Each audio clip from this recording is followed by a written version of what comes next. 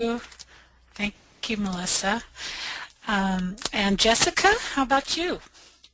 Great, yes. I'm so thrilled to be part of this course again. My name is Jessica McAleese, and I'm actually so excited to see that there's so many interested in sustainable ag, and that many of you, while you might be new to farming, there's also people who have been farming several years. So it's really fun to be a part of this course and be available to help everybody move your farm dreams forward.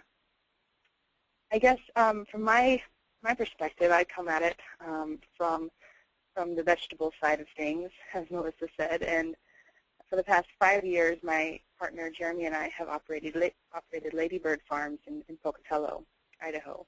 It's a small 1-acre farm. Our main operation is the CSA, which Cinda touched on a little bit earlier in the course, or community-supported agriculture. And when we started, I'm sort of an idealistic realist. I dream really, really, really big.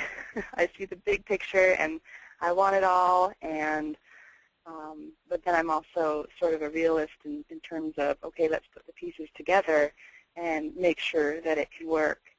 So when we started the farm, we started very small, and I think it was only 6 CSA families actually that first year, because I didn't come from a farming background, so I wanted to make sure that I knew what I was doing before biting off too much.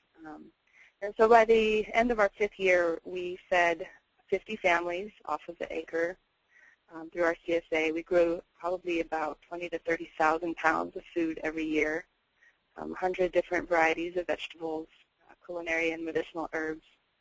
And we sold at the farmers market. Our town had a local co-op, so we did retail and wholesale, our CSA, of course, and then some restaurant sales throughout the years. And we focused on volunteers and on-farm education every season.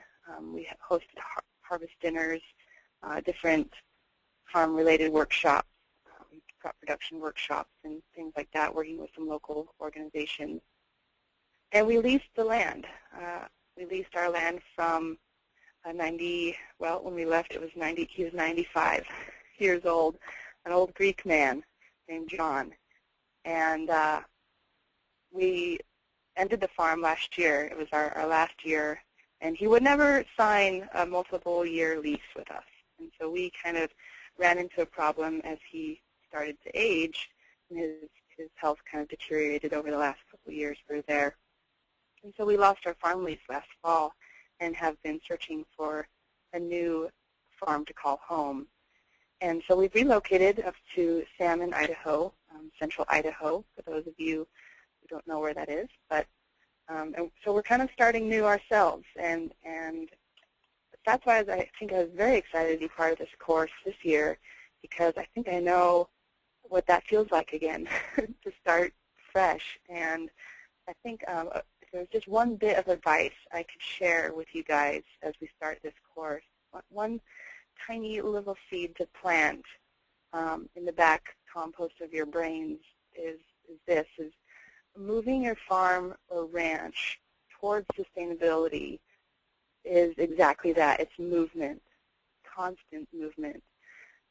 It's a conscientious effort by us, the farmer, the holistic farmer, the natural farmer, the biodynamic, organic farmer, the sustainable farmer, the whole farm farmer, whatever you want to call yourself.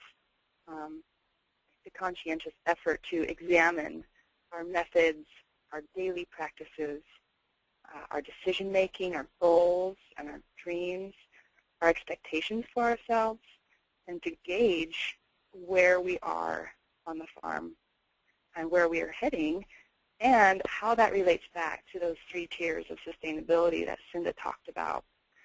It's a constant responsibility to our economic, our social, and our environmental systems to move with that intention, to act and grow and produce and eat with that intention towards sustainability. And that's how I approach growing produce on our farm, is every single little thing that we do, we bring it back to those three pieces: the people, the planet, and the profit.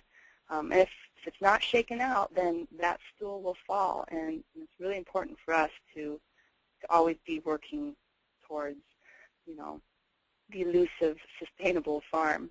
When I first started, I was going to just jump in. I wanted 50 acres, a big old red barn, an orchard, chickens, milking goats, veggie stand, interns. I wanted everything. But as I got started, I realized, number one, I didn't have the capital or the finances to do any of that. I didn't have the knowledge. I needed to start building up my resources and my expertise. And so I guess as a farmer-to-farmer exchange here, I really encourage folks to do the very best you can, to dig into this class and get excited, because it is exciting. There's not enough sustainable farmers on our planet. We need more.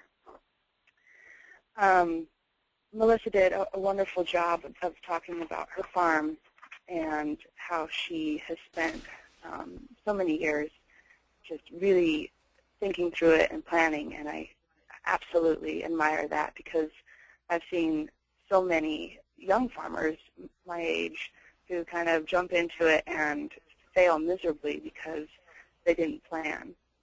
Not that you have to plan everything. I think there's great value in the unexpected, but know where you want to go and develop your farm ideas. But be sure to keep your mind and hearts open to the possibilities and the knowledge and the resources out there that will help you along the way, and also frustrate you and throw you curveballs, but ultimately make you a better farmer. So yeah, we're in it. It's a continuum towards sustainability. There's certainly not any one particular way. Nothing is cut and dry, and it's different for every farm. I think that's what we'll discover ultimately throughout this class, that working towards sustainability is different for every single farm and farmer out there. I think as farmers and as humans, we really want it to be cut and dry. We want it to be black and white. This is right or wrong. This is the way you do it. Here's the game plan. I think humans work very well in that mode of logic, but at least for me, it's not cut and dry. There's so many different things we can do on the farm that make sense but don't make sense. And as we move towards sustainability, taking that intention to look at our actions is really important. I'll give you a quick example. One of the crops we grow is garlic, and this last year we harvested well over 600 pounds of garlic. It's a very great crop for us to grow. It's very profitable for us, and we're not certified organic, but when we got started, I really wanted to try garlic, and I started looking at organic garlic seed to get started with. And as I was looking at different catalogs and talking to different people, I realized the organic garlic seed was $18 to $22 a pound. And it was just financially impossible for me to be able to purchase or get certified organic seed. And I started talking with a local, old local grower in American Falls, which is about 15 miles away from Pocatello. And he had been growing garlic for decades, just in his backyard. He had this little hobby project. And I asked him about his growing practices, and he wasn't certified organic, but he had so much knowledge that he was so very willing to share with me. And so I bought my starter garlic from him, and I made a decision that, well, yeah, it wasn't certified organic, and, well, yeah, maybe he didn't really source his manure as carefully as I could have, but gosh, what I gained from my farm and the decision-making that went into that process was really important for me. So it's little decisions like that every day that we get to make that say, well, is it a sustainable action that I'm taking? And if so, how sustainable is it? And what could I do differently next time? and it's a learning curve. So I wish everybody really good luck, and we're here for you as we move through this course. Please ask questions if you're frustrated or if you're excited. Don't be afraid to contact us, and this is it. This is how we should be eating and producing food. So I'm excited to be part of it. Thanks.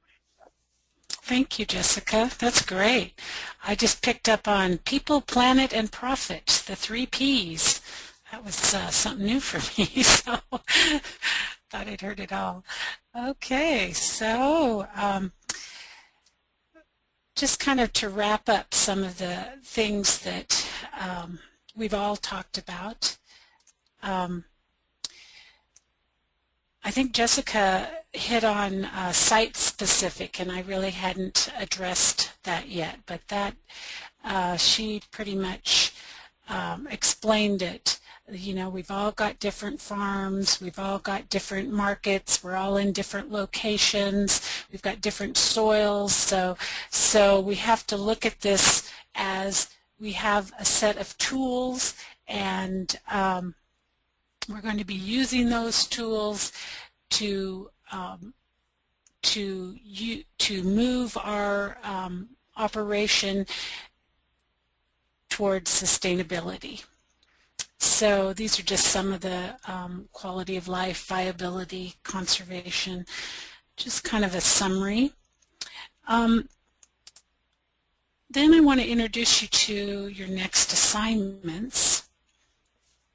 Part of what we've found through this class, usually we have in-person classes, and the strength of the network that forms between people that are taking this class and the experienced farmers that come in and meet with them and talk to them, and the resource people like NRCS and Extension and Small Business Development Center and all of those resources that are out there.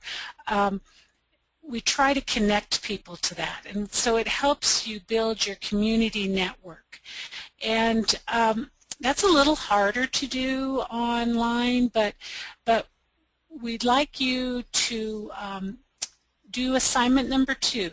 And what that is it's creating a list of the organizations, the agencies, and the experienced farmers that are in your area. And as you start to find out who those key people are, starting to make contacts with them. That isn't a part of the assignment to make contacts with the organizations and the agencies, but assignment 3 is making those contacts with local farmers or ranchers. And what we want you to do on assignment 3 is take a couple of people off of your area farmers list and call them, email them, talk to them. Just tell them you're doing this course and you just wanted to know how they implement sustainability on their farm. And actually in assignment 3 you'll see a whole list of questions that you might look through to get ideas about what you want to ask some of the farmers or ranchers in your area.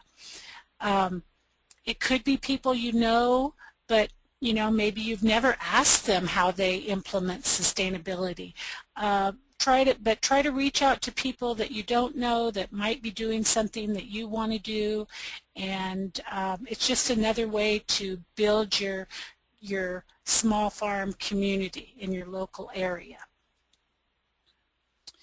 Okay.